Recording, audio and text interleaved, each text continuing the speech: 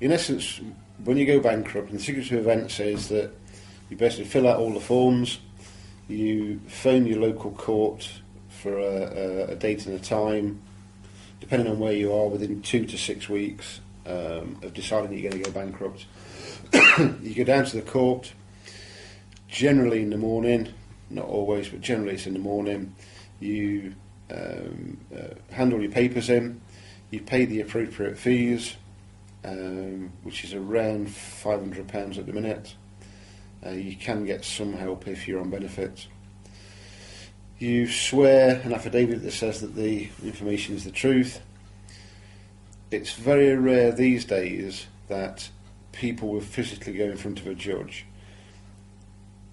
I should say it's very uncommon. It's not totally rare, because sometimes you do get called in front of the judge, but I can't remember the last time a client of ours actually went in front of a judge. So normally what happens is that the clerk of the court will sort of basically sign all your papers, take your money off you, sign your affidavit, and then say come back in an hour.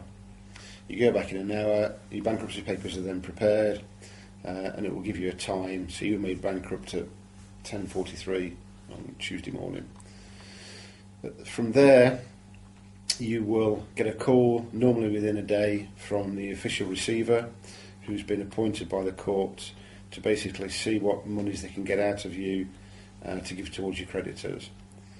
He will then arrange, or she will then arrange, a date for which they will go through all of your paperwork in more detail with you. Generally speaking, that's done by phone these days. When I went, you had to go and see the receiver. Most of the time it's done by phone, in that they'll say, okay, we're going to talk to you on Thursday at 10 o'clock, give yourself an hour and a half to talk to them. And then they will basically go through all of your paperwork over the phone with you. Again, occasionally you do get told to go into the court, into the official receiver. During the time that you are an undischarged bankrupt, you can't be a director of a limited company.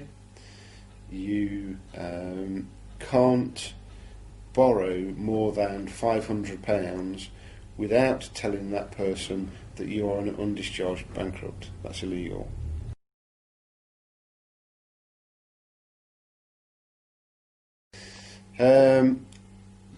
You can work for yourself. There's nothing that says that you can't work for yourself as an undischarged bankrupt. The only thing that you can't do is hide behind a trade name. So you couldn't be JB Kitchen Fitters, but you could be John Bird Kitchen Fitter. So that the idea being that if people are that interested, they can look into it and see that you're an undischarged bankrupt. But as such, there is there's nothing that says that you can't work for yourself as a self-employed person still. I say you can't have a limited company. You can be a company secretary of a limited company, but you can't be a director of a limited company whilst you're undischarged. What the receiver's job is to try and realise as much assets as possible to give to your creditors.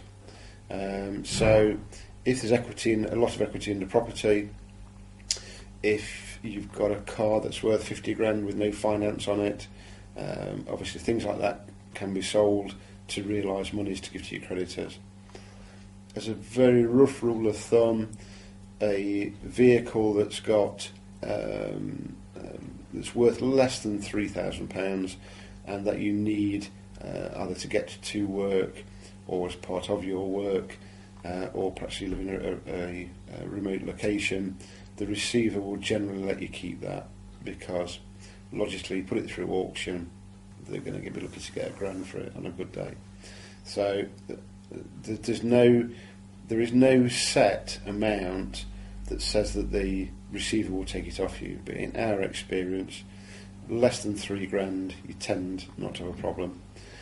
If you've got a car with finance on it, and by selling the car, there wouldn't be enough to clear the finance on it, again, assuming it's not an outrageous amount each month, the cost of keeping that car on the hire purchase can be taken as part of your essential expenses. Again, no real hard and fast rules. If it's 100, if it's 500, is it 1,000? every case is on its own merits. It depends on what the score is and what the income is, and as a percentage of the expenses. Quite obviously, if you in a position where you're earning £1,000 a month and your car is £800 a month, quite obviously the receiver's going to say you can't do it. So again, there's no actual rules on it, but we can look at each case and generally give you an idea of whether you lose the car or be able to keep the car. Obviously, with the current climate, there's no real benefit in the company that's given the finance having the car back, because there'll be a shortfall on it. So again, generally speaking, the finance company will let you keep the car as long as you keep making the payments. Again, every case is different, but that's the general rule. You can only be kept bankrupt for a year unless, obviously, the official receiver finds something in there that's fraud or something else, some gambling debts can be a problem. But generally speaking, maximum of a year. Most of our clients are discharged between 7 and 9 months, because there's no point keeping them any longer. DCM Money Solutions are one of the UK's fastest growing debt solutions companies for a reason. Our personal approach and the fact that we take time to understand your situation properly means we'll find the best solution for you.